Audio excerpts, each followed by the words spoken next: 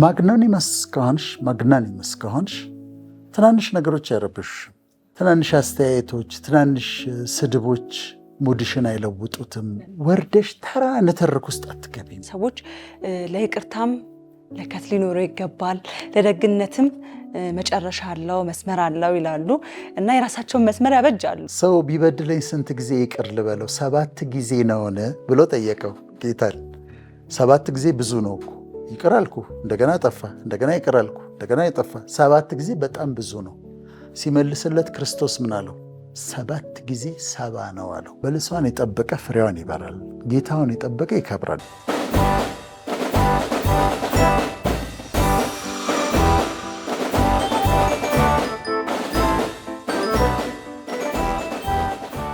ሰላም ተመልካቾቻችን እንደምን አላችሁ? እነሆ አርብ ደረሰና በእውቀት አልማዞች ሰዓታችን እኔ ጵንኤል ተስፋዬ ከዶክተር ወዳጄነህ መሐረነ ጋራ ተገኝተናል። እንዴት ነበረ ሳምንታችሁ? ዶክተር እንዴት ነበር ሳምንት? በጣም ጥሩ ነበረ ጵንኤል። ቆንጆ ነበር አይደለ? እግዚአብሔር ይመስገን። እንግዲህ ሳምንታችንን በቆንጆ አሳልፈን በአዲስ ሀሳብ ደግሞ ወደ ተመልካቾቻችን መተናል። ተመልካቾች ዛሬ ከእናንተ ጋራ እየተነጋገርን ቆይታ የምናደርግበት ሀሳብ የሚሆነው የሚመጡትን መቀበል የሚሄዱትን ደግሞ መሸኘት እንልና ግን ደግሞ በማስተዋል የሚለውን ሀሳብ በደንብ በሰፊው የምንነጋገርበት ነው የሚሆነው። ዶክተር ያው የተለመደ ነው እንግዲህ ህይወት ላይ ብዙ የሚመጡ ነገሮች አሉ፣ ብዙ ደግሞ የሚሄዱ ነገሮች አሉ። አንዳንዴ በሚሄዱ ነገሮች እጅግ በጣም ብዙ ጊዜ እናዝናለን፣ በሚመጡ ነገሮች እንደሰታለን እና በህይወታችን ውስጥ የሚመጡ ነገሮችን እንዴት እንቀበል፣ የሚሄዱ ነገሮችንስ ደግሞ እንዴት እንሸኝ በማስተዋል የሚለውን ሀሳብ ዛሬ በሰፊው የምንነጋገር ነው የሚሆነው። ከዛ በፊት ግን ዶክተር ብዙ ጊዜ ስትናገር በህይወትክ ውስጥ አንድ ትልቅ ማሳካት የምትፈልገው ሀሳብ እንዳለክ ስታነሳ ሰማሃለሁኝ።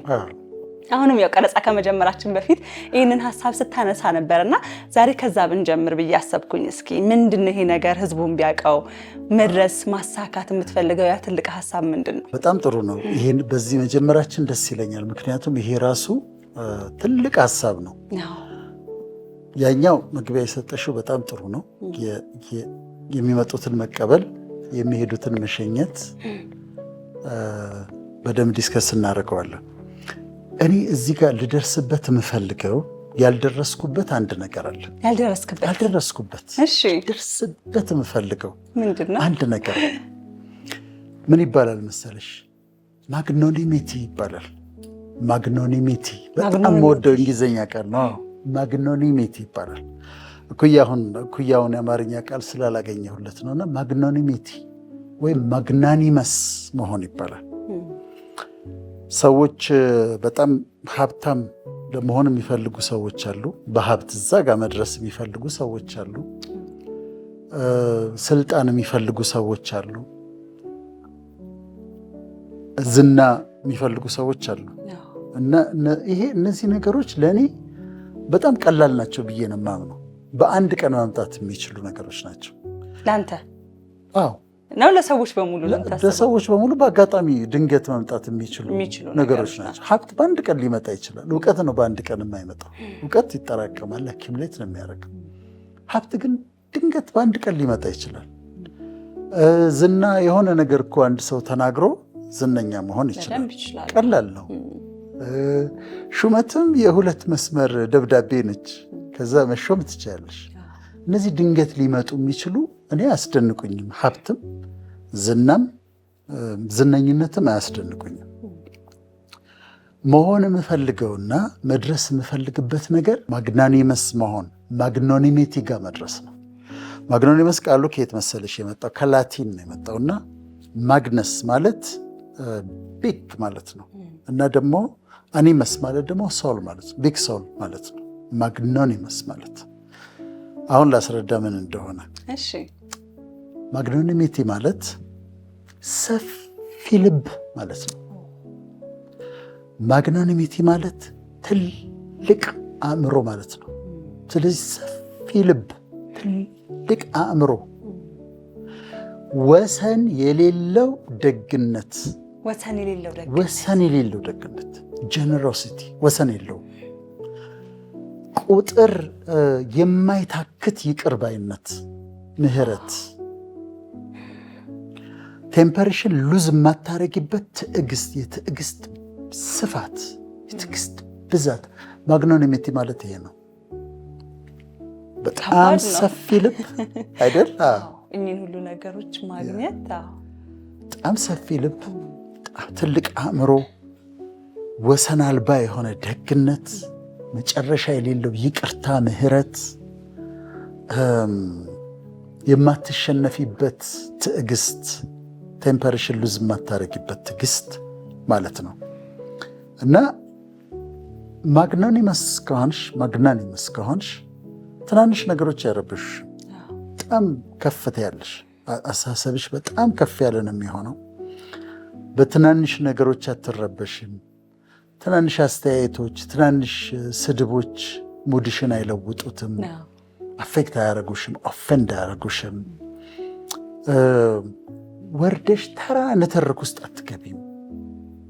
ቦታ አይደለም ነው የምትይው። ዝም ብሎ ተራ ነገር ውስጥ አትገቢም። በአስተሳሰቡ ከፍ ይላል። ሰዎች ማግናኒመስ ሲሆኑ ላሸነፏቸው ሰዎች ምሕረት ያደርጋሉ፣ አይበቀሉም። እና ከፍ ያለ አስተሳሰብ ነው። ከፍ ያለ አሁን እኔ ልደርስበት የምፈልገው እሞክራለሁ፣ ወደዛ ለመሄድ ወደዛ ለመጠጋት እሞክራለሁ፣ እጥራለሁ። ምክንያቱም ትልቅ ነገር እነዛ ያልኩሽ ሀብት፣ ዝና እንዲህ የመሳሰሉት ቀላል ነገሮች ናቸው። ይሄ ግን ከባድ ነው። በብዙ ልምምድ ውስጥ ነው የምታመጪው። ኖቢሊቲ ይባላል። ኖቢሊቲ ማለት ክብር ላለው ነገር መስራት ነው። የምታደርጊው ነገር በሙሉ ክብር ላለው ቨርቺየስ ለሆነ እንደውም ይሄንን ማግናኒሚቲን የነዚህ የእሴቶች በሙሉ የቨርቹዎች በሙሉ ክራውን ነው። ትልቁ የመጨረሻው እሴት የመጨረሻው ትልቁ ቨርቹ ማግናኒሚቲ ነው ይባላል። እና ማግናኒሚቲ ይሄ ነው፣ ክብር ነው። በጣም በቃ የምታደርጊው ነገር በሙሉ ከፍ ያለ ነው። ተራ ነገር ውስጥ አትገኝም። ለተራ ነገር መልስ አትሰጭም። ማግናኒመስ ትሆኛለሽ ማለት ነው። ምሳሌ ስለሚያስፈልግ ምሳሌዎች ልስጥሽ። አንዳንድ ምሳሌዎች ልስጥሽ እና ለማስረዳት ለተመልካቾቻችን ነው። አሁን የደግነት ማግናኒሚቲን ለማሳየት የሳባ ንግስትን እናንሳት። ማክዳ ኢትዮጵያ ነች ይባላል አይደል?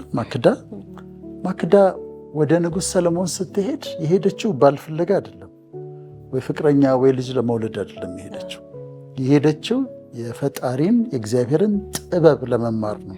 ዝናውን ስለሰማች የሰለሞንን ከሱ ጥበብ እግዚአብሔር መፍራትን የእግዚአብሔርን ጥበብ ለመማር ነው የሄደችው። ስትሄድ ግን ምን አደረገች መሰለች? እንዴት እኮ የምታኮራ መሰለች! በግመሎች ላይ ብዙ ወርቅ ስጦታ የምትሰጠው ንጉሥ ስለሆነ ንጉሥ ፊት ስትቀርብ በጣም ብዙ ወርቅ፣ ብዙ የከበረ ዕንቁ፣ ሽቱ፣ ዕጣን፣ ጓዝ ነበራት። የግመሎች ጓዝ ነበራት። እንደዛ ስጦታን ይዛለት ሄደችው።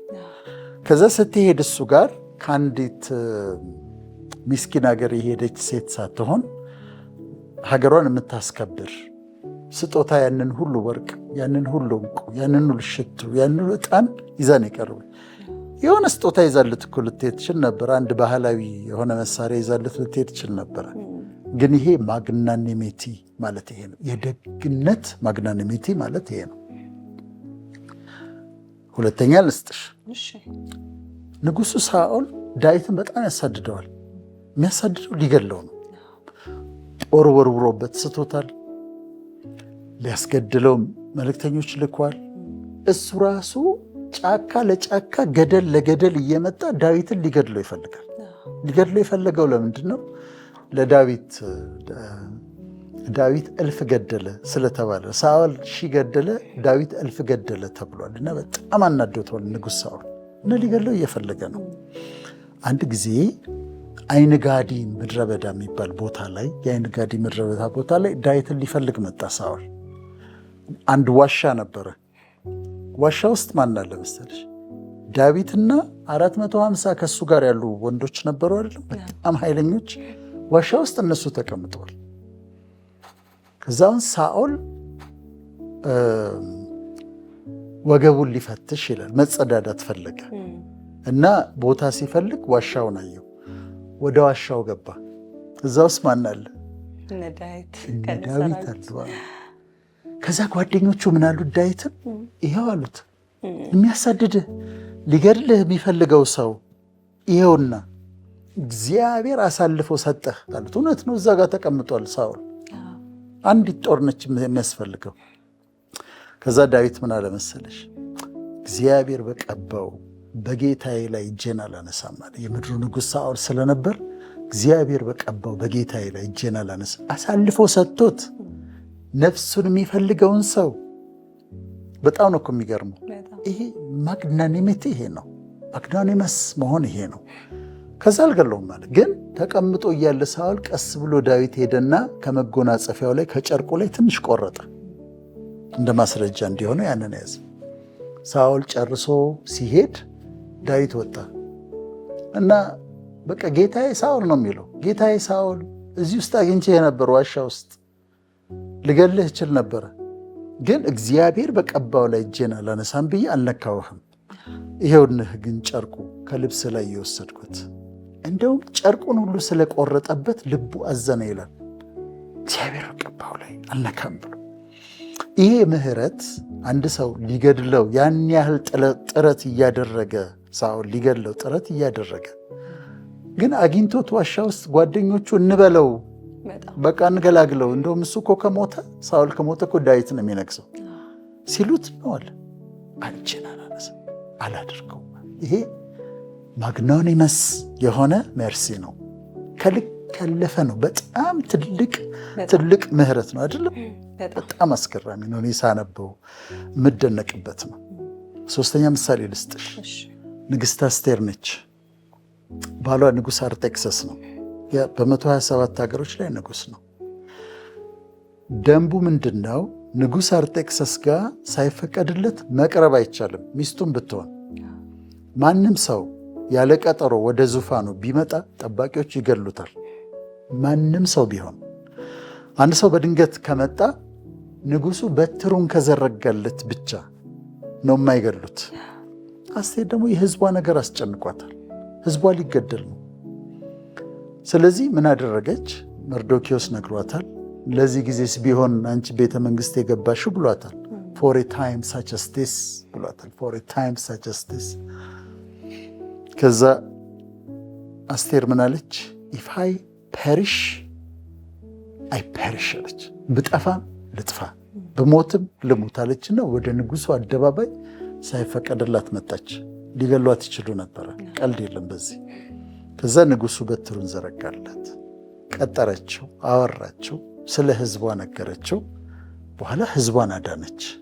ይሄ ደግሞ ማግናኒመስ የሆነ ፍቅር ነው።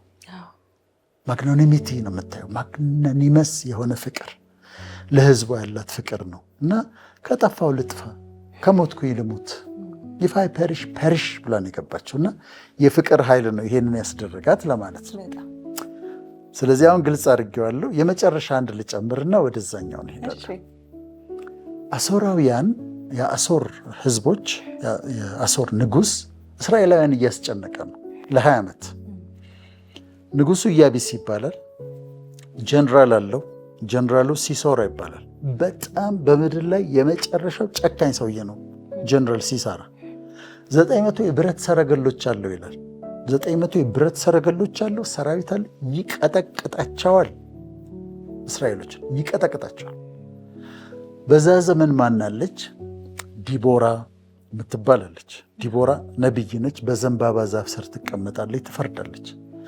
እና ተነገራትና ከእግዚአብሔር ባራቅን የሚባል ሰውን ጠርታው ሂድና ሲሶራን ተዋጋ እና እግዚአብሔር ድል ይሰጥሃል አለችው። ባርቅ ምን አለ መሰለሽ? አንቺ ካልሄድሽ አልሄድም ማለት አንቺ ካልሄድሽ አልሄድም ማለት ፈራ። እንዴት ሲሶራ 900 ብረት ሰረገላ ያለውን ሰውዬ እንዴት አድርጎ ይዋጋዋል? አንቺ ከሄድሽ ግን እሄዳለሁ አላት። አብሬ እሄዳለሁ፣ ግን ጠላትን እግዚአብሔር በሴት ልጅ አሳልፎ ይሰጣል እና ክብር አይሆንልህም አለችው። ግድ የለም አንቺ ከሄድሽ ነው የሚሄደው አላት። ዲቦራ ተነሳች። ማንን ልትዋጋ? ባርቅን ባለ 900 የብረት ሰረገሎች ያለውን ሰው ለመዋጋት ተነስታ ሄደች። አብረው ሄደች። በኋላ እንዳለችው ተሸነፈ። ያ ጨካኙ ሰውዬ ጨካኙ ጀነራል ተሸነፈ። እንደውም ከፈረሱ ወርዶ ከሰረገላው ወርዶ ሲሮጥ ኢያኤል የምትባል ሴት ቤት ውስጥ ገባ። እሷ ደግሞ ሌላ ጀግና ነች። ከዛ እንደመደበቅ አለ በሩን ዝጊው፣ ማንም ሰው እንዳታስገቢ አላት። ኢያኤልን ውሃ ስጭኝ አላት። እሷ ደግሞ ምን አደረገች መሰለች? ወተት ሰጠችው። ውሃ ለመናት፣ ወተት ሰጠችው። ከዛ ደክሞት ነበር ሲተኛ መጎናጸፊያ አለበሰችውና ለጣል። ይሄ ሰውዬ ግን ማን ነው? በጣም ብዙ ሰዎችን ያስገደለ በብረት ሰረገሎች የቀጠቀጠ ሰው ነው። ኢያኤል ገደለችው በተኛበት። እና አሁን እዚህ ጋር ምንድን ነው የምታየው? ከሬጅ፣ የዲቦራን ከሬጅ። አንድ ወንድ ፈርቶ ሂድና ተዋጋ ተብሎ የፈራውን ነገር ድፍረቷን፣ ከሬጇን ታያለሽ። እና ማግኖኒመስ የሆነ ከሬጅ ነው። ማግኖኒመስ የሆነ ድፍረት ነው። ማግኖኒሚቲ ይሄንን ይመስላል። እኔ እንዳልኩሽ ነው ልደርስ በጣም ወደው ሀሳብ ነው። በጣም ደስ የሚለኝ ሀሳብ ነው። ሰዎች ከሚያነሱት ሀሳብ ጋር ግን አይቃረንም። ወደዚህ ሰዎች ለይቅርታም ለከት ሊኖረው ይገባል፣ ለደግነትም መጨረሻ አለው፣ መስመር አለው ይላሉ እና የራሳቸውን መስመር ያበጃሉ አይደለ? ለብዙ ነገሮች። ከዛ ሀሳብ ጋር ግን የራሱ የሆነ ተቃርኖ አለው። እንደ ሰው ተቃርኖ አለው። ሰው ቢበድለኝ ስንት ጊዜ ይቅር ልበለው? 7 ጊዜ ነውን ብሎ ጠየቀው ጌታን። 7 ጊዜ ብዙ ነው እኮ። ይቅር አልኩ፣ እንደገና ጠፋ፣ እንደገና ይቅር አልኩ፣ እንደገና የጠፋ 7 ጊዜ በጣም ብዙ ነው። ሲመልስለት ክርስቶስ ምን አለው? 7 ጊዜ 70 ነው አለው። 7 ጊዜ አይደለም፣ 7 ጊዜ 70 ማለት 749 ነው። ግን 749 ለማለት አንድ ሰውን 749 ጊዜ መቼም አይበድለውም። ግን ሊል የፈለገው ሊሚት የለውም ማለት ነው። ማግናኒሚቲን ስትፈልጊ፣ ማግናኒመስ ለመሆን እኮ ስትፈልጊ ሰዎች ያስቀመጡትን ሊሚት ለመጣስ ነው። ልብሽ ሰፊ ነው የሚሆነው። አእምሮሽ ታላቅ ነው የሚሆነው። ደግነትሽ መጨረሻ የለውም። ይቅርታሽ መጨረሻ የለውም። ትዕግስትሽ ሰፊ ነው እና ከደረሽበት በጣም ያስደስታል። ግን ደግሞ ብደርሽበትም የተሻለ እየሆነ ነው የሚካሄደውና በህብረተሰብ ውስጥ ይሄ ማግናኒሚቲ ያላቸው ሰዎች፣ ማግናኒመስ የሆኑ ሰዎች ጥቂት እንኳን ቢኖሩ ማህበረሰብ ይለወጣል። እና ልክ ነሽ። ከሰው አስተሳሰብ ጋር ከኛ ከስጋ ለባሾች አስተሳሰብ ጋር አብሮ አይሄድም። ግን በጣም አቺቭ ካረግሽው ግን በጣም ትልቅ ነው። እና የኔ ምኞት ዝና አይደለም፣ የኔ ምኞት ሀብት አይደለም፣ የኔ ምኞት ሹመት አይደለም። የኔ ምኞት ማግናኒመስ መሆን ነው። ማግናኒሚቲ ጋር መድረስ ነው። እነዛ በጣም ቀላል ነገሮች ናቸው ለማለት ነው። ስለዚህ አሁን ለህዝብን ስናቀርብ እስቲ ሞክሩ። አዎ ታግሳችሁ እንትን ይላል። የሆነ ቦታ ላይ ስደርሽ እጭታ ያለሽ ደግነትም አድርገሽ እንዴ አልበዛም እንዴት ያለሽ ላሹ መጥፎ ሲሆን ደግሞ መለስ ትላለህ። ብዙ ጊዜ እንደዛ ሲሆን እንደዛ ነው የምታስበው። ያንን አልፎ መሄድ ነው። በጣም ትልቅ ነው በጣም እና ይሄ ነው። ስለዚህ ዶክተር እንግዲህ በጣም ትልቅ ሀሳብ ነው። በጣም ሁላችንም ብንደርስበት ልንመኘው የሚገባ ሀሳብ ነው። እንሰራለን እንግዲህ ከዚህ በኋላ በህይወታችን ላይ እዚህ ትልቅ የሚባል የስብዕና ልዕልና ላይ ለመድረስ እንሰራለን ብዬ አስባለሁኝ። በቀጣይ ግን ወደ መጀመሪያ ወዳነሳነው ሀሳብ ነው የምንሄደው። የስብዕና ልዕልና አልሽው። በጣም ጥሩ። ምናልባት ትክክለኛ ትርጉም እሱ ሊሆን ይችላል አይደለ? በጣም ትርጉም ሰጠሽ። እዛ ላይ ለመድረስ መስራት የስብዕና ልዕልና አይ ቲንክ እንደዛ መተርጎም የሚችል ይመስለኛል። በቃ እንግዲህ ተርጉሞ ነው እንደዛ ተጠቀምበት። ሁላችንም እዛ ለመድረስ ያውቃል። በቀጣይ መጀመሪያ ወዳነሳነው ሀሳብ ነው የምናመራው ዶክተር። የሚመጣውን መቀበል፣ የሚሄደውን መሸኘት ብለን ግን ደግሞ በማስተዋል የሚልን ሀሳብ ነው የምናነሳው። እንዴት ነው እስኪ የሚመጣን መቀበል የሚሄድን መሸኘት ስንልስ? ይሄንን አለማወቅና አለማድረግ ስለሚጎዳ የሚመጣውን መቀበል የሚሄደውን መሸኘት ካልቻልን እንጎዳለን። ለዛ ነው የምናየው። ለመሰለሽ እዚህ ዓለም ላይ የሚመጡትን መቀበል የሚሄዱትን መሸኘት አሰራር ነው። ሆቴል ሪሴፕሽን የምትሰራ ሴት አለች። ስራዋ ምንድን ነው? ቼኪን ቼክ አውት። የሚመጡ እንግዶችን ትቀበላለች፣ ሩም ትሰጣለች። ጨርሰው የሚወጡትን ደግሞ ታሰናብታለች። ሂሳብ አስከፍላ ትሸኛለች። ትቀበላለች፣ ትሸኛለች። ሆስፒታል ሪሴፕሽን ብትሄጂ ተኝተው መታከም ያለባቸውን ሰዎች አድሜት ያደርጋሉ፣ ያስገባሉ። ሲጨርሱስ ዲስቻርጅ ያደርጋሉ፣ ያስወጣሉ። ስለዚህ መቀበል መሸኘት ተፈጥሯዊ ነው። ከዛ ጋር ከተጣላን ነው እሱን ለማየት ነው የፈለግነው። አውሮፕላን ውስጥ እነዚህ ቆንጆ የኢትዮጵያን ኤርላይንስ ዩኒፎርም የለበሱ ሆስተሶቻችን ስትገቢ ምን ይሉሻል? እንኳን ደህና መጣሽ፣ እንኳን ደህና መጣሽ ብሎ ይቀበሉሻል። ስትደርሽስ ደህና ይዋል፣ እንደ ቦታው እንደ ሰዓቱ አይ ቲንክ ይመስለኛል፣ ወይ ደህና ምሹ፣ ደህና ዋሉ ብለው ያሰናብቱሻል። ይቀበላሉ፣ ይሸኛሉ። የሚመጡትን ይቀበላሉ፣ የሚሄዱትን ይሸኛሉ። አዲስ ዓመት ሲመጣ እንቀበላለን፣ አሮጌውን እንሸኛለን። ሌላ ደግሞ ልንገርሽ፣ ዓለማችን በየቀኑ 370 ሺህ የሚገመቱ ህፃናትን ትቀበላለች። አዳዲስ ልጆች ይወለዳሉ። ኤቭሪዴይ 370 ሺህ ህፃናትን፣ አዳዲስ ሰዎች አይደሉ ሰዎችን ትቀበላለች። ግን ተቀብላ ብቻ ዝም አትልም። ወደ 170 ሺህ የሚሆኑ ሰዎች በየቀኑ ይሞታሉ። እነሱን ደግሞ ትሸኛለች። የተፈጥሮ ሂደት ነው። 370 ሺህ ትቀበላለች አዳዲስ ልጆች፣ 170 ሺህ ሰዎችን ደግሞ ታሰናብታለች። ይሄ የተፈጥሮ ግዴታ ነው። እኔ በጣም የሚገርመኝን ልንገርሽ። ሐኪምም ሆኜ ስሰራ ጥቁር አንበሳ ኢንተርንሺፕ ስሰራ ያው ጋይኒ ኦፕስ እንሰራለን፣ ልጆች እናዋልዳለን። ከዛ ጀነራል ፕራክቲሽነር ሆነሽም ክሊኒክ ውስጥ ስትሰሪ አንዳንዱ ክሊኒክ ለምሳሌ ቢሾፍቱን የሰራበት የነበረው ሞደርን ክሊኒክ ይባል ነበር። አሁን የለም። እርጉዞች መጥተው ይወልዳሉ፣ አዋልዳለሁ። እና አሁን ሳይ ልጁ ራቁቱን ይወለዳል። መኪና ቁልፍ የለ፣ ባንክ ቡክ የለ፣ ቀለበት አላረገ፣ ራቁቱን ይወለዳል። ይሄ ላይ ያስገርም ይችላል። እንዲሁ ሕክምና ላይ ደግሞ ስትሰሪ ሰው ይሞትብሻል። ከዛ ሐኪሙ ምንድን ነው የሚያደርገው? መሞቱን ነው የሚያረጋግጠው። የራሱ መንገዶች አሉት። መሞቱ እንደተረጋገጠ ከዛ አንሶላውን ያለብሰዋል ወይ ብርድ ልብሱን ያለብሰዋል። ለነርሷ ይነገራታል። ሐኪሙ ቁጭ ብሎ ዴት ሰርቲፊኬት ነው የሚጽፈው። ነርሶቹ ይመጣሉ። ምንም ባለስልጣን ይሁን ባለሀብት ይሁን ምሁር ይሁን ልብሱን ከላይ እስከታች ውልቅልቅ ያደርጉታል። አንድ ነገር አይቀርም፣ ውስጥ ሱሪም አይቀርም። ከዛ ወደ መገነዝ ይካሄዳል። አንዳንድ በክብር የሚቀበሩ ባህል የሚፈቅድላቸው ሰዎች ካሉ ከዛ ወስደው ሊያለብሱት ይችላሉ እንጂ እንደዛ ነው የሚቀበረው። መኪናውን ይዞ አይሄድ፣ ቤቱን ይዞ አይሄድ፣ የለበሰውን ይዞ አይሄድ፣ አንድ ብር ይዞ አይሄድም። ራቁቱን ይሄዳል። እና ይህ ዓለም ራቁታችንን የምንመጣበት ዓለም ነው። ራቁታችንን ደግሞ የምንሄድበት ዓለም ነው። በጣም ያስገርመኛል። ለዚህ ነው ኢዮብ ሲናገር ራቁቴን በጣም በመከራ ውስጥ ካለፈ በኋላ ራቁቴን ወደዚህ ምድር መጥቻለሁ አለ። ራቁቴንም እሄዳለሁ። በጣም ልክ ይህን የልጅ መወለድና ሞቱን ያየነ ይመስላል። ራቁቴን ወደዚህ ምድር መጥቻለሁ፣ ራቁቴንም ደግሞ እሄዳለሁ። እግዚአብሔር ሰጠ፣ እግዚአብሔር ነሳ፣ የእግዚአብሔር ስም የተባረከ ይሆናል። በጣም የሚገርም ስቴትመንት ነው። ያንን ማስታወሳችን ራቁታችን እንደመጣን ራቁታችንን እንደምንሄድ እዚህ ምድር ላይ ያለው ሰርኩሌት የሚያደርገው ሀብት በሙሉ የፈጣሪ እንደሆነ ማወቅ አለብን። ምንም ይዤ አልመጣሁም፣ ምንም ይዤ አልሄድም። ስለዚህ ኖት ማይን የእሱ ነው። ለፈለገ ይሰጠዋል ለማለት ነው። ናቹራል ነው ማለት ነው። ተፈጥሯዊ ነው ካልን እንግዲህ ዶክተር፣ ስለዚህ ሁላችንም ህይወት ውስጥ እንደዚሁ መቀበልም መሸኘትም አለ ማለት ነው።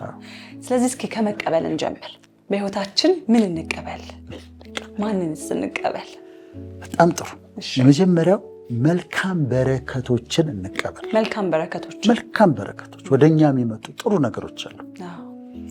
መዝሙረኛው ምን ይላል መሰለሽ? ወደ እኔ መቼ ትመጣለህ ይላል። ፈጣሪን ነው የሚለው። ትእዛዝህን እጠብቃለሁ፣ በህግ እሄዳለሁ፣ ግን ወደ እኔ መቼ ትመጣለህ ይላል። ምን ማለቱ ነው? ወደ እነንትና እኮ ስትመጣ አይቻለሁ፣ ኑሯቸውን ስትለውጥ አይቻለሁ፣ ወደ ከሊትም ስትመጣ አይቻለሁ፣ ህይወቷን ስትለውጥ አይቻለሁ፣ ግን ወደ እኔ መቼ ትመጣለህ ያለ ይጠይቃል። ማለት ተራዬ መቼ ነው የሚደርሰው? ወደ እኔ መጥተህ ደግሞ እኔን የምትጎበኘኝ የኔን ታሪክ የምትለውጠው ደግሞ መቼ ነው እያለ ይጠይቀዋል። እና በጣም ልቤን ይነካዋል። በተራው ግን ይመጣል። ታሪኩን ሊለውጠው ህይወቱን ሊለውጠው በተራ አለሽ ይመጣል። እግዚአብሔር ሰዎችን ህይወት የሚለውጥበት ጊዜ አለው። ጠብቀው ግን ያ መልካም ነገር ሲመጣ ግን የማይቀበሉ ሰዎች አሉ። የማይቀበሉ አሉ። ያ የጠበቁት ነገር እንደሆነ አይገባቸውም። የለመኑት ነገር እንደሆነ አይገባቸውም። ግራ ግብት ይላቸዋል። ለአንዳንድ ሰዎች የሆነ ነገር ልትሰጫቸው ብለሽ ኧረ በፍጹም የሚሉ ሰዎች አላገባ ፍጹም ብለው የሚከራከሩ የለመኑት እኮ የጠበቁት ነገር ነው እና ሾክድ ይሆናሉ። በልሷን የጠበቀ ፍሬዋን ይበራል፣ ጌታውን የጠበቀ ይከብራል ይላል። እኔ አንድ ጊዜ ካናዳ ለንደን ኦንታሪዮ የሚባል ለንደን አለ ካናዳ ውስጥ ለንደን ኦንታሪዮ የሚባል ቦታ ብር የላቸውም አቅም እንደሌላቸው አይቻለሁ። እና ለአንድ ፕሮግራም ሄጄ ሰው ቤት አሳረፉኝ። ገብቶኛል የአቅም ጉዳይ እንደሆነ አረፍኩኝ። ከዛ በጣም ነገሩ ተለወጠና በአመቱ እንደገና ጠሩኝ። አሁን ለካ በጣም ፕሮስፐር አድርገዋል፣ በጣም ተባርከዋል። እና ባለፈው ሰው ቤት አይደል ያሳረፉ፣ አሁን ወሰዱና በጣም ትልቅ ሆቴል፣ በጣም ፋንሲ ኤክስፔንሲቭ ነው እና እንደ ስዊት ሩም ነው። በፊት እኮ ትንሽ የሩም ነው አፎርድ ማድረግ የማይችሉት፣ አሁን ትልቅ ነው። ከዛ እኔም ቢያልኩኝ እንዴ ከየት ይመጣል ይሄ? በጣም ትልቅ ነው ደግሞ ምን ያደርግልኛል ይሄ? ፕሬዚደንሻል የመሰለ ሆቴል ምን ያደርግልኝ? ወይ ሌላ ሩም አድርጉት፣ ትንሽ አድርጉት። አይሆንም እንዴ በፍጹም እዚህ የምን ክርክር ነው? እግዚአብሔር ሊያሳርፍሽ ሲፈልግ እረፊ። ዘንጭ ከተባልሽ ዘንጭ፣ ደስ ይበልሽ ከተባልሽ ደስ ይበልሽ። ጊዜው ነው እሱ። ወደ አንቺ ሲመጣ የሚያደርጋቸው ነገሮች አሉና መልካም ነገሮች ሲመጡ ሾክድ አለመሆን፣ መቀበል፣ በደስታ መቀበል የማይችሉ ሰዎች ስላየሁ ነው። ስጦታ ስትሰጫቸው አይ እኔ በፍጹም ነው የሚሉ አሉ። ግን አጣርቶ በማስተዋል ይሄንን መቀበል ያስፈልጋል ማለት ነው። ስለዚህ በረከቶቻችን ሲመጡ መቀበል ነው ያለብን፣ መከልከል የለብንም ለማለት ነው። ሁለተኛ መልካም ሰዎች ወደ ህይወታችን ሲመጡ መቀበል ነው። ዙሪያችን ያሉ ጓደኞች ይኖራሉ። ግን አንዳንድ ጊዜ መልካም የሆኑ ሰዎች ወደ ህይወት ይመጣሉ። ግን አንዳንዴ አንቀበላቸውም። ከመጠን በላይ ተጠራጣሪ እንሆናለን። ከመጠን በላይ አንድ ምሳሌ ያለ አንድ ሰው የሆነ ፋሲካ ላይ እኔ ይህን ፋሲካ ከዘመድ ጋር አላሳልፈውም፣ ጌታ ከአንተ ጋር ነው የማሳልፈው፣ ክርስቶስን ነው ቤቴ ትመጣለህ፣ ከአንተ ጋር ነው የማሳልፈው፣ ዘመድ አልፈልግም፣ ሰው ቤትም አልሄድም አለ። ከዛ ወደ 3 ሰዓት አካባቢ አንድ ሽማግሌ መጡ ቤቱ። ነው ዛሬ ቀጠሮ አለኝ ከአምላክ ጋር ነው ቀጠሮ ያለና መለሳቸው። ከዛ ወደ 6 ሰዓት አካባቢ ምስኪንዬ ሴት መጣች፣ ዘመዱ ነች። በጣም ይቅርታ አድርጊልኝ ዛሬ አልቀበልም፣ ዛሬ ቀጠሮ አለኝ፣ ሌላ ከአምላክ ጋር ቀጠሮ አለኝ አላት። ከሰዓት በኋላ ደግሞ የሆነ ወጣት መጣ፣ ቤቱ መጥቶ መብላት የፈለገ። አይ ዛሬ አይሆንም፣ ባይሆን ነገና ዛሬ ቀጠሮ አለኝ አለው። እስከ ማታ ቢጠብቅ አልመጣም ክርስቶስ ወደ ቤቱ። ከዛ አጉረመረመ። ቀኑን ሙሉ ጠብቄ ዘመዶቼ ጋር ሳልሄድ ሰው ሳልቀበል ትመጣለህ ብዬ ስጠብቅህ አለው። ከዛ ጌታ ምን አለው መሰለሽ? ሽማግሌው እኮ ሲመጡ መጣሁኝ አለው። ከሽማግሌው ጋር መጣሁ። ያቺ ምስኪን እኮ ዘመድህ ስትመጣ ፈልጋ ከእሷ ጋር መጣሁ፣ መለስከኝ። ከሽማግሌው ጋር መጣሁ፣ መለስከኝ። ከእሷ ጋር መጣሁ፣ መለስከኝ። ከወጣቱ ጋር መጣሁ፣ መለስከኝ። ምን ላድርጋለሁ? እግዚአብሔር የሚልካቸው ሰዎች አሉ ወደ ህይወታችን መጥተው ህይወትሽን እንዳለ የሚገለብጡ የሚለውጡ ሰዎችን ይልካል። አሁን ካለይሽና ካላስተዋልሽና ካልተቀበልሻቸው ሚስ ልታረጊው ትችላለሽ። እና ይሄ በአንድ ሰው የአንድ ሰው ታሪክ ሊለወጥ ይችላል። እኔ እቺ ሰረንዲፔቲ የምትባላለች የምወዳት ሰረንዲፔቲ የምትባል አጋጣሚ ነች። ለሰው አጋጣሚ ነች፣ ለፈጣሪ ግን የታቀደች ነች። የታቀደ አጋጣሚ ነው። ምሳሌ የምሰጠው አንድ ዘማሪ ነበርና አሜሪካ፣ ጥቁር አሜሪካ፣ እውነተኛ ታሪክ ነው። መዝሙር አወጣ። ከዛ መዝሙር አወጣ። አንድ ሰው አልገዛውም። ማንም እሱ ብቻ ነው የሚሰማው መዝሙሩ። እና አሁንም አውሮፕላን ውስጥ ሲገባ የራሱን መዝሙር ይሰማል። የራሱን መዝሙር እየሰማ አንድ ረዥም ነጭ ናቸው ረዥም ሰውዬ መጥተው አጠገቡ ይቆማሉ። ከዛ ምንድን ነው የምትሰማው አሉት። እየገቡ ነው። መዝሙር ነው አለ። ከዛ የማ መዝሙር ነው አሉት። የኔ መዝሙር ነው አለ። ይዛሃል ትርፍ ሲዲ የዛ ጊዜ ሲዲ ነው ትርፍ ሲዲ ይዛሃል አለ። ያ ምናምን አለ ደስ ብሎት ሰጣቸው። ከዛ ሰጣቸው ረሳው እሱ። ከአንድ ወር በኋላ ስልክ ተደወለለትና ስቴዲየም ውስጥ የተዘጋጀ ፕሮግራም አለ፣ እዛ ላይ መጥተህ እንድታገለግል እንድትዘምር እንፈልጋለን አሉት። እኔ አዎ እንዴት አውቃችሁኝ? ከየት መጥቶ? ስልኩን ወስደው ነበር እኛ ሰው አውሮፕላን ውስጥ ያገኛቸው ረዥም ሰውዬ ትዝ ይልሃል? እሳቸው የቢሊ ግርሃም ክሩሴድ ቼርማን ናቸው። እና መዝሙርህን ሰምተውታል፣ በጣም ወደውታል፣ መጥተህ እንድትዘምር ተብሏል አሉት። ሄደ፣ ዘመረ። ካሴቱ ታትሞ በጣም ተሸጠ። በጣም ታዋቂ በአሜሪካ ታዋቂ ዘማሪ ሆነ። እና ደግሞ የግል አውሮፕላን አለው። አሁን በግል አውሮፕላን የሚሄደው ጥቁር አሜሪካዊ ነው። ይሄ ምንድነው? ሰረደፔቲ ነው የሆነው። ምንድነው? እኛን ሰውዬ ረዥሙን ሰውዬ ወደሱ ህይወት ልኳል እግዚአብሔር። እንዲህ አይቷቸው ኢትስ ቢዝነስ ቢላቸውስ ምን አገባህ ይላሉ። እንደዛ ማይንድ ዩ ቢዝነስ ሊሉ ይችላሉ። እንደውም ይናደዳሉ አንዳንዶቹ ጥቁሮች። እና ለምን ጠየቀኝ ወይ አስኪንግ ሚ ኢትስ ናት ኦፍ ቢዝነስ ሊላቸው ይችል ነበር። ግን ተቀበለ። ስለተቀበለ በእኛ ሰውዬ በኩል የመጣው ህይወቱን የሚለውጥ ፈጣሪ ነው። መልካም ሰዎች ወደ ህይወታችን ሲመጡ ቢ ኬርፉል፣ ተልከው ሊሆን ይችላል። ያንን መቀበል ማለት ነው። ሶስተኛ መልካም አጋሮችን መቀበል ነው። መልካም አጋሮች የሥራ አጋር ሊሆን ይችላል። ጥንቃቄ ያስፈልገዋል። ግን መልካም የሆነ አጋር ፓርትነር፣ በህይወት የሥራ ፓርትነር ሊመጣ ይችላል እና ያንን ሰው አፕሪሼት ማድረግ። አሁን አንቺ የኔ ፓርትነር ነሽ፣ አብረን እንሰራለን።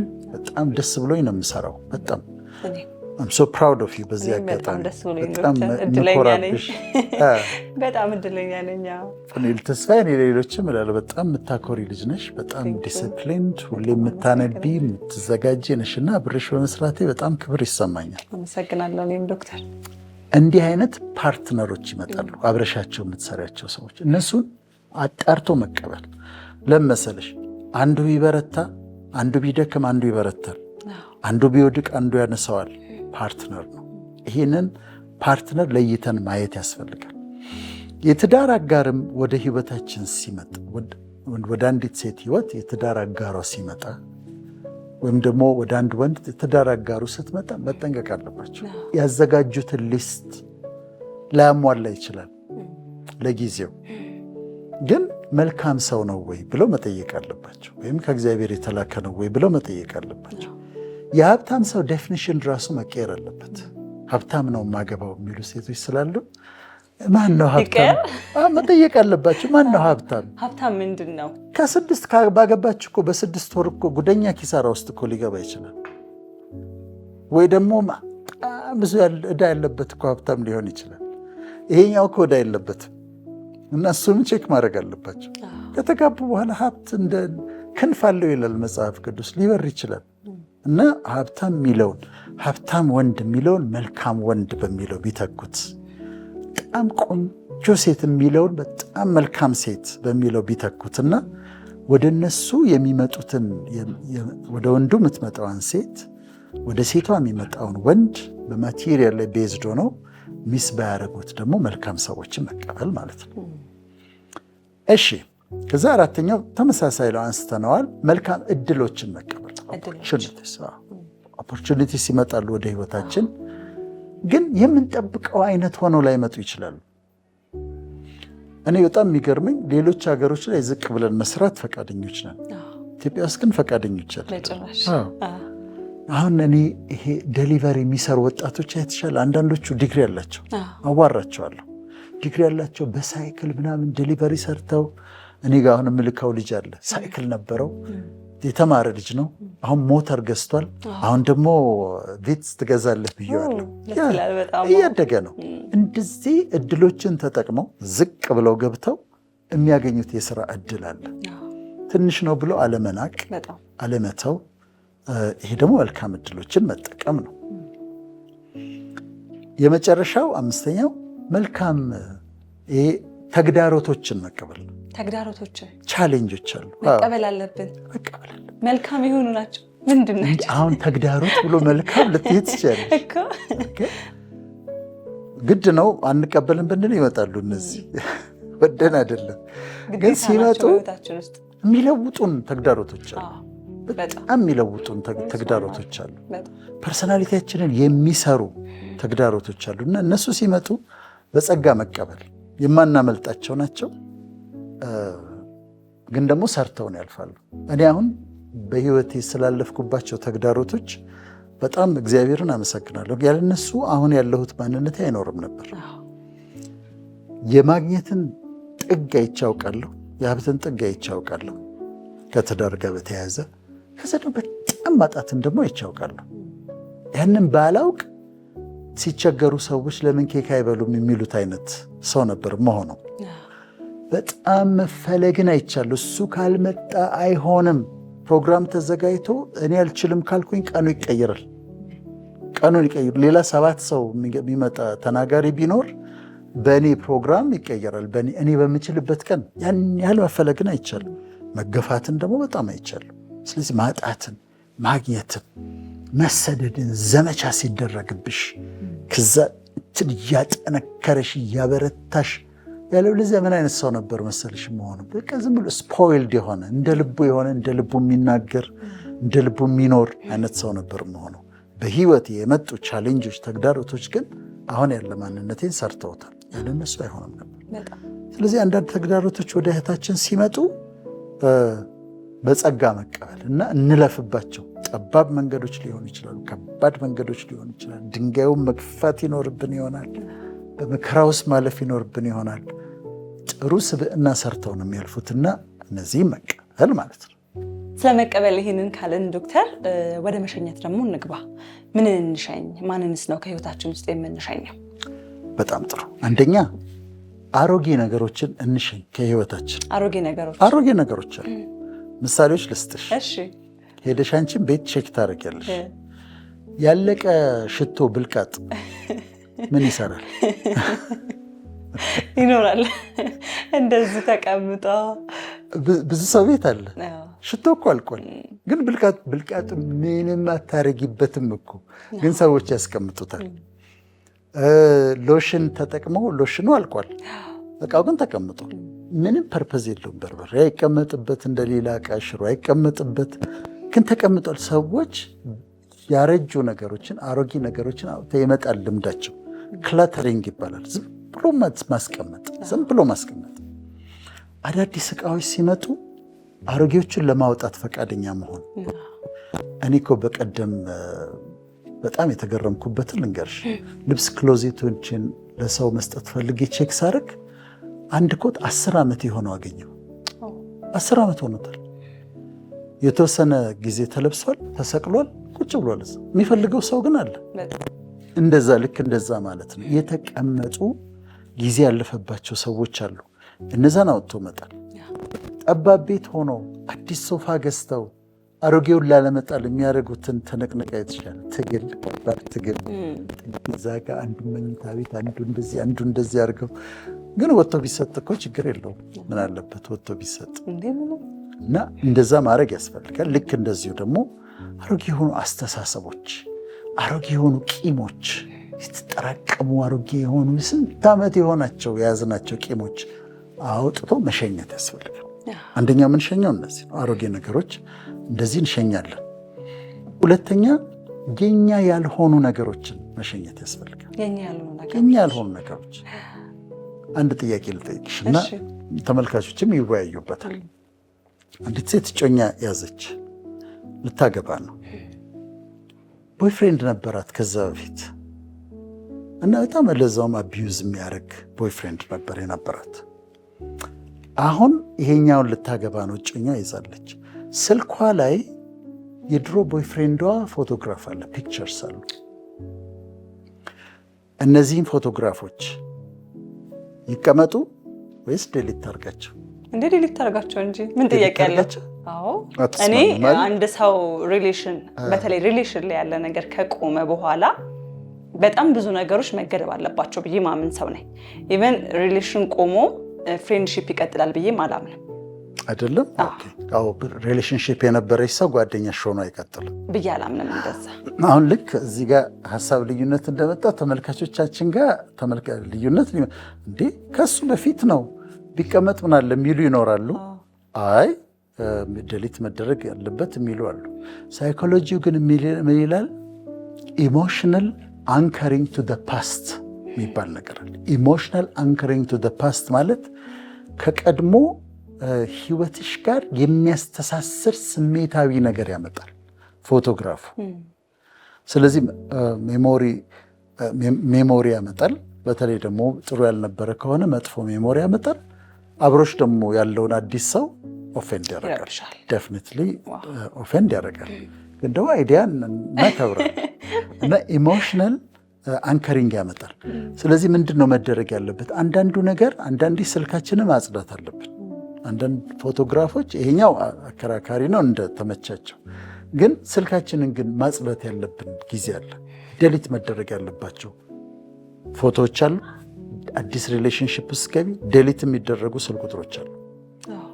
ያለበዛ ይሄ ኢሞሽናል አንከሪንግ ቱ ዘ ፓስት ይሰራል እና የሚሸኙ ነገሮች አሉ። ከስልክሽም ከህይወትሽም የምትሸኛቸው ነገሮች ስልክ ቁጥሮች፣ ፎቶግራፎች አሉ ማለት ነው። እንዴ አለ በጣም አይሆንም አለበት ወዳጅ።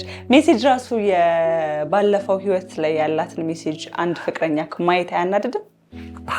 በጣም ያኔ ድሮ እንደሆነ ታውቃለህ እኮ ግን አሁን ላይ ሆነክ ማየቱ ለዛ ሰው ጥሩ ስሜት አይሰጥም። ለአጋርክ አብሮክ ለሚሆን ሰው ጥሩ ስሜት አይሰጥም ብዬ ነው የማስበው። ክፍት ያደረኩት እንደ ጥያቄ አንዳንዶች ልክ እንደዚህ አይ ኖ ደሊት አላደርግም የሚሉ ሰዎች ስለሚኖሩ ነው። ግን እቺ ኢሞሽናል አንከሪንግ ቱ ዘ ፓስት ግን ሳይኮሎጂው ግን እንደዛ ነው የሚለው። ይዝብሻል። ከስልክሽ መወገድ ያለባቸው ፒክቸሮች አሉ። ደሊት መደረግ ያለባቸው ስልክ ቁጥሮች አሉ። ግን አናስገድድ የሀሳብ ልዩነት ስለሆነ። እሺ ሶስተኛው የሚጎዱንን ሰዎች መሸኘት አለብን። የሚጎዱን ሰዎች መሸኘት አለብን። በተደጋጋሚ የበታችነት ስሜት እንዲሰማሽ የምታደርግ ጓደኛ፣ በቀልድ ደጋግማ ብቁ እንዳልሆንሽ የምትነግርሽ ጓደኛ፣ ያንቺ ነገር ሲሆን ደስተኛ የማትሆን ጓደኛ፣ እሷን መሸኘት አለብሽ። መክረሻት መሸኘት አለብሽ። የሰው ባል ጋር ያሉ ሴቶች መሸኘት አለባቸው።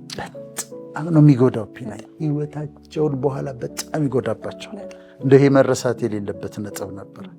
ከሰው ባል ጋር የሚሆኑ ሴቶች አይጠቅማቸው። በጣም ህይወታቸው ነው ዲስትሮይ የሚያደርገውና መሸኘት አለባቸው። ከሰው ሚስትም ጋር ያለ ወንድ ደግሞ ከሆነ መሸኘት አለበትና በጣም ስለሚጎዳ ነው። እነዚህ ጓደኞችሽም የሚጎዱሽ ከሆነ አንዳንድ ጊዜ ጉድባይ ያስፈልጋል። የምትሸኛቸው አሉ። እኔ ሸኝቼ አውቃለሁ ሰዎችን ከዙሪያዬ። ሰዎችን እንደ ፍላጎታቸው ነው ትሪት የማደርገው። ሊቀርቡኝ ሲፈልጉ ፈቅዳለሁ፣ ሊሄዱ ሲፈልጉ እሸኛለሁ። እንደዛ አደርጋለሁ። እና አንዳንድ ሰዎችን ከህይወትሽ መሸኘት ያለባቸው ሰዎች አሉ። አንዳንድ ስልኮች ብሎክ መደረግ አለባቸው። ብሎ አቢዩዝ የሚያደርጉ ሰዎች እኮ አሉ አይደል?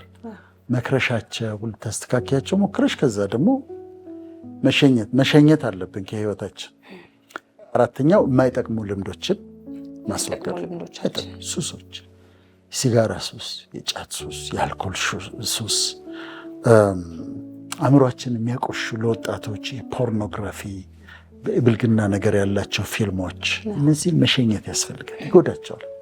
እንደው ስሜታቸውን በደንብ ለማስረዳት ፖርኖግራፊ የሚያዩ ሰዎች፣ ፖርኖግራፊ አዲክትድ የሆኑ ሰዎች አክቹዋሊ የፍቅር ግንኙነት ውስጥ በሚገቡበት ጊዜ የፍቅር ግንኙነት ማድረግ አይችሉም። አቅም የላቸው። እዛ ላይ አልቋል እና ይጎዳል በጣም የወደፊት የፍቅር ህይወታቸውን ይጎዳል እና እሱም መጠንቀቅ አለባቸው። ሶሻል ሚዲያ ላይ የምናሳልፈው ጊዜ እሱም መሸኘት ያስፈልግ። አሁን ሶሻል ሚዲያ አትጠቀሙ አንልም፣ ምክንያቱም እኔና አንቺም ቲክቶክ ላይ አለን። እኛ ባናወጣው ሌሎች ያወጡታል ብዙ ቪዲዮዎችን። ፌስቡክ ላይ አለን፣ ዩቲዩብ ደግሞ ዋና ቦታችን ነው። ግን ሊሚት ማድረግ ያስፈልጋል። ከዚሁ ጋር አብሮ ለወላጆች ተናግሬ ማለፍ የምፈልገው መሰለሽ ቢናኝ ልጆቻቸው በእስክሪብቶና በወረቀት እንዲጽፉ ያድርጓቸው። አሁን ምን ሆነ? ታይፒንግ መጣ፣ ሰው መጻፍ ተወ። ኤአይ መጣ፣ ሰው ታይፕ ማድረግም እየተወ ነው። ገብቶሻል? ታይፕ ማድረግ ሁሉ እየተወ ነው። አንዳንዶች አሁን መጻፍ እንደዚህ መጻፍ በእስክሪብቶ በወረቀት መጻፍ እየተቸገሩ ነው። ልጆቻችሁ በእስክሪብቶ ይዘው እንዲጽፉ አድርጓቸው። ላፕቶፕ ይኑራቸው፣ ታይፕ ማድረግ ይቻሉ፣ ኤአይ ይኑራቸው፣ እንዲጽፉ አድርጓቸው። ይሄ ሳይንቲፊክ ነው። ኖርዌጂያን የሚባል ዩኒቨርሲቲ የሳይንስ ኤንድ ቴክኖሎጂ ዩኒቨርሲቲ የሰራው ጥናት አለ። በ2024 በእስክሪብቶ መጻፍ፣ ወረቀት ላይ መጻፍ የብሬን ኮኔክቲቪቲን ይጨምራል። የብሬን የነርቮቹ መካከል ያለው ኮኔክቲቪቲ ያለ አይደለም ይጨምራል። የማስታወስ ችሎታን ይጨምራል። የመማር አቅምን ይጨምራል። ኮግኒሽንን ይጨምራል። ትላልቅ ሰዎችም ሆነው በእስክሪብቶ የሚጽፉ ሰዎች ለመርሳት በሽታ የመጋለጥ እድላቸው አነስተኛ ነው። ለዲሜንሺያ እኔ ጽፋለሁ ማለት ኮምፒውተር አለኝ፣ ላፕቶፕ አለኝ፣ ኤአይን አውቃለሁ። ግን አንዳንድ ነገሮችን ቁጭ ብዬ በእስክሪብቶ ጽፈዋለሁ። ለብሬን ዴቨሎፕመንት ያስፈልጋል፣ ብሬናችን ይፈልገዋል። እችን ነጥብ ልናገር ብዬ ነው። ከዛ ሱሶችን ግን መሸኘት። የመጨረሻው መለየት ግድ ያለብን ሰዎች አሉ፣ መሸኘት ያለብን። ተጣልተን ሳይሆን ለትምህርት የሚሄዱ ሰዎች አሉ፣ ለስራ የሚሄዱ ሰዎች አሉ። ፍቅረኛው ልትሆን ትችላለች። በስራ በተለያየ መንገድ ስትሄድ መሸኘት። ግን ዋናው ነጥቤ ግን እዚህ ጋር እሱ አይደለም። ዋናው ነጥቤ በሞት የተለዩንን ሰዎች መሸኘት አለብን። ቀብሩ እኮ ተደረገ። ቀብሩ ሽኝት ነው፣ እሱ ተደረገ። ሰዎች ይሸኙና ቀብሩ ያልፍና ለቅሶውም 3 ቀን 1 ሳምንት ያልፍና የሞተውን ሰው አይለቁትም፣ ይዙታል። they don't let him go። አባት ሊሆን ይችላል፣ እናት ሊሆን ይችላል፣ ልጅ ሊሆን ይችላል። እንደዚህ ይዙታል፣ አይለቁትም። ከዛ ለብዙ ዓመት 20 ዓመት 30 ዓመት እኛ እኮ እንሄዳለን ወደ እነሱ በተራችን። አዎ ያንዳንዳቸውም አሁን ሀዘን ውስጥ ያሉ በተራ እኮ እንሄዳለን፣ እነሱ ጋር ነው የምንሄዱ፣ እነሱ ወደኛ ይመጡ። ግን አይለቋቸውም። እና ይሄ ሁላችንም ቤት ሀዘን አለ። ሁላችንም ሰው ሉዝ አድርገን እናውቃለን፣ አተን እናውቃለን። ግን በቃ ልቀቁት። ያንን ወደ አምላኩ የሄደን ሰው ሌቲም ጎ ይልቀቁት፣ በቃ ይረፍበት። የሄደችውም ሴት ያሳዝናል፣ ግን መልቀቅና እንድትሄድ መፍቀድ ማለት ነው። ስለዚህ ይሄ ነው መቀበል ያለብንን እንቀበል፣ መሸኘት ያለብንን እንሸኝ። በማስተዋል ያልንበት ምክንያት የማንቀበላቸው አሉ። በአቢዩዝ ከሆነ አትቀበይም፣ ጎዳሽ ከሆነ አትቀበይም፣ ናንሴንስ አትቀበይም። ማንሸኛቸው ደግሞ ነገሮች አሉ። ይችንም ላስምርባትና ልጨርስ።